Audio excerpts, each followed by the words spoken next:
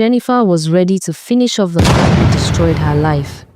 She walked through the automatic doors of the international airport. Her hands were steady, but her heart was pounding so hard she could hear it in her ears. She had given Joshua 10 years of her life, and he threw it all away for a woman he met on a business trip. The arrivals hall was crowded with families holding flowers and balloons. Jennifer found a spot near the exit where she could see clearly. She touched her pocket again to feel the cold metal inside. Just one shot was all she needed. One shot and Joshua would pay for everything he did to her. Her mind went back to when they met in university. She was 19 and he was 21. He had nothing then. His family was poor, and he could barely afford to eat one meal a day. Jennifer loved him anyway. When he said he couldn't pay his school fees in their final year, she gave him hers without thinking twice. She told her parents she lost the money. Her father beat her with his belt until her back was covered in marks. Her mother cried and called her a fool. But Jennifer didn't care. Joshua was her future. After graduation, Joshua couldn't find work. Jennifer sold her laptop and her phone to give him money for job interviews. She wore the same 3 dresses for 2 years, while Joshua went to interviews in new shirts she bought him. Her friends told her that Joshua was using her. Her family kept warning her. They said she was wasting her life on a useless man. But Jennifer stayed. She believed in him when nobody else did. Then Joshua got his big break. A company hired him, and within 3 years he was doing well. He started traveling for work. He bought a car. He moved to a better apartment. Jennifer thought finally their time had come. Finally he would marry her like he promised. Finally her parents would see that she was right to wait for him. But Joshua started changing. He stopped answering her calls. When she asked about marriage, he said he wasn't ready. When she cried, he said she was being dramatic. Then one day he sat her down and said he met someone. Her name was Benny. He met her at a conference in Europe. They had been talking for a while and he knew she was the one. He was going to marry her.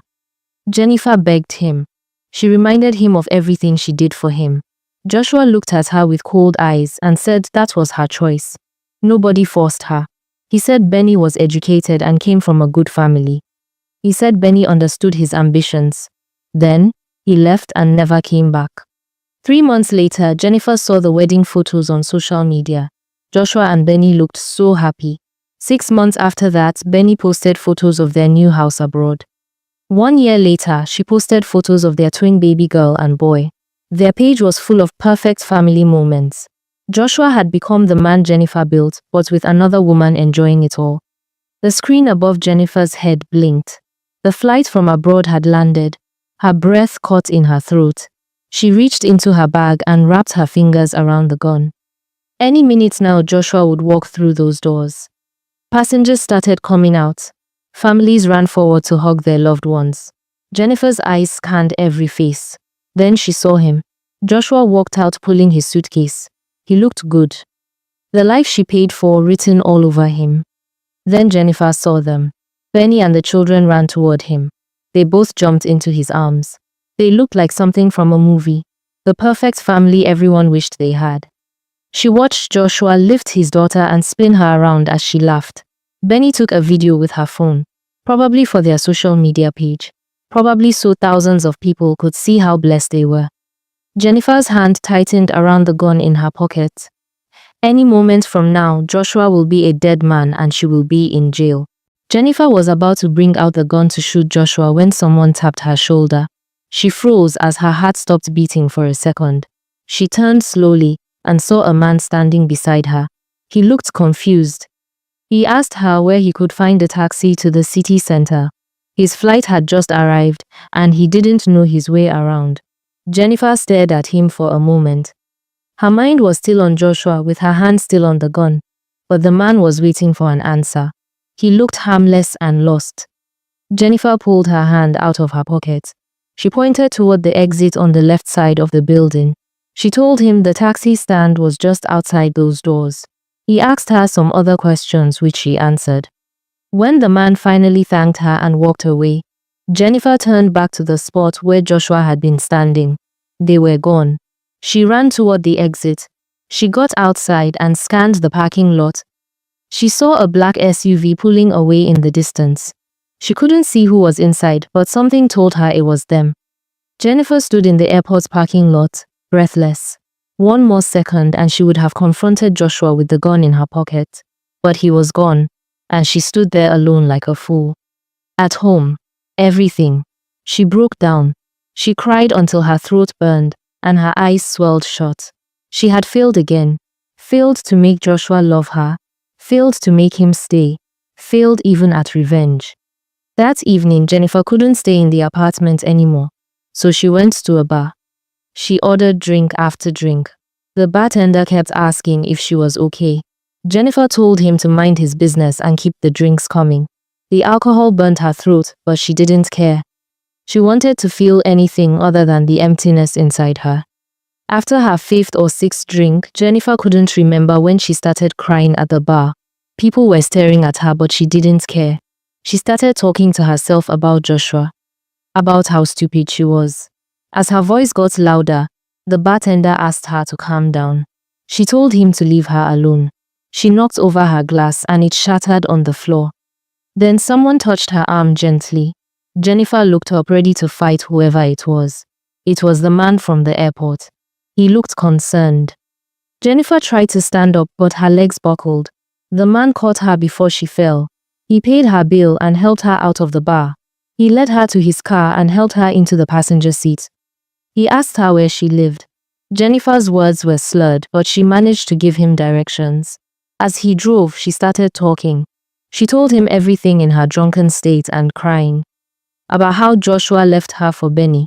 About the perfect family on social media. About the gun in her pocket at the airport. The man didn't interrupt her. He just listened and drove. Jennifer cried as she talked. She told him she wanted Joshua to suffer the way she suffered. She wanted him to lose everything the way she lost everything. She wanted him to feel the pain she felt every single day. When they got to her apartment building, the man helped her to her door. Jennifer fumbled with her keys and he took them gently and unlocked the door for her. Before he left, he introduced himself. His name was Ethan. They exchanged numbers and he left. The next morning, Jennifer woke up with a terrible headache. Her phone rang with a number she didn't recognize. She ignored it, but it kept ringing until a message came through from someone named Ethan saying he wanted to help her because he understood betrayal. Jennifer deleted the message and turned off her phone. She didn't want help from a stranger or anyone's pity. But the messages kept coming over the next few days. Ethan was persistent. He said he had also been betrayed by someone he loved and never got his revenge, and it ate at him every day. He said he could help Jennifer get hers. He had resources. He had connections. He had ideas. They met at a coffee shop. Ethan explained how his ex-fiancée had betrayed and left him after everything he did for her. Helping Jennifer would be his revenge too. He wanted nothing in return except to see justice done. Over weeks, they gathered information. Joshua had moved back with his family to start a new company with some investors. Everything was perfect for him. They found nothing to use against him. So Ethan proposed creating something, framing him. Jennifer hesitated, but remembered her 10 wasted years and agreed.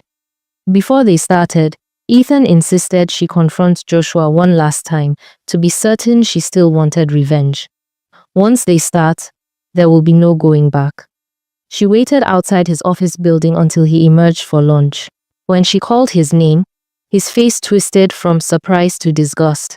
He called her a parasite, asked why she hadn't moved on. He pulled money from his wallet and threw it at her feet, bills scattering on the pavement. He said this was the last time he'd be nice. Next time he would call the police. Then he drove away. Jennifer stood there as strangers walked past, some pocketing the fallen bills. She felt smaller than ever. That night, she called Ethan. Her voice was cold and steady. She was ready to destroy Joshua completely. Consequences be damned. She wanted him to lose everything, to feel what she felt all these years. Jennifer and Ethan began their revenge plan. Ethan said they needed to be patient. Revenge done too quickly would be obvious. They needed to make everything look natural. like Joshua destroyed himself.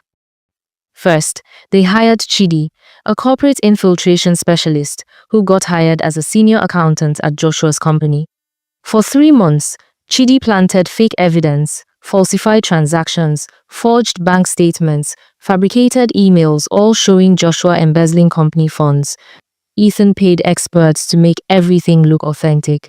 When the evidence was ready, Chidi sent an anonymous tip to the Government Financial Crimes Unit. Investigators raided Joshua's office, seized his computers, and questioned him. The story leaked to social media. Joshua's perfect family image shattered as people called him a thief. His wife Benny posted a supportive statement, but Jennifer could see their marriage cracking. Ethan knew the financial scandal alone wouldn't destroy Joshua completely. They needed to break his marriage, because Benny's wealthy, politically connected father was Joshua's lifeline. Without that support, Joshua would have nothing. They hired Delilah, a sophisticated woman who knew how to manipulate lonely men. As the investigation pressured, Joshua and Benny grew distant. Delilah appeared everywhere: the gym, coffee shops, his favorite restaurant. She listened to his complaints and made him feel understood when everyone else abandoned him. After 6 weeks, Joshua met Delilah at a bar following a devastating court hearing. She bought him drinks, touched his arm, leaned close. They left together for a hotel room where Ethan had hidden cameras. The footage captured everything. 2 weeks later, Ethan leaked the video to a scandal blogger. It went viral within hours. Benny immediately filed for divorce. Her father cut all ties, and Joshua lost his remaining support. The company collapsed as investors fled, and the embezzlement conviction forced him to repay millions he no longer had. He lost his house, cars, and assets. Benny's lawyers used the video and conviction to destroy him in divorce court. Giving her full custody with Joshua allowed only supervised monthly visits. Jennifer heard Joshua had moved to a small apartment and started drinking heavily. His perfect life was erased. One evening, he confessed he'd fallen in love with her. Jennifer, still broken from Joshua's betrayal, told him she didn't know if she could love again. Ethan said he would wait. Jennifer started therapy and stopped obsessing over Joshua. She focused on healing, slowly, with Ethan's patient presence, the emptiness filled with hope. A year later, Jennifer took Ethan's hand and told him she was ready to try loving again. They got married in a small ceremony with close friends only. They traveled abroad where Ethan lived because he only came to the country for an unfinished business with Joshua. Jennifer won. Not because Joshua suffered, but because she finally stopped suffering. She let go and moved on. That was the best revenge of all. You can invest in people but never forget to invest in yourself.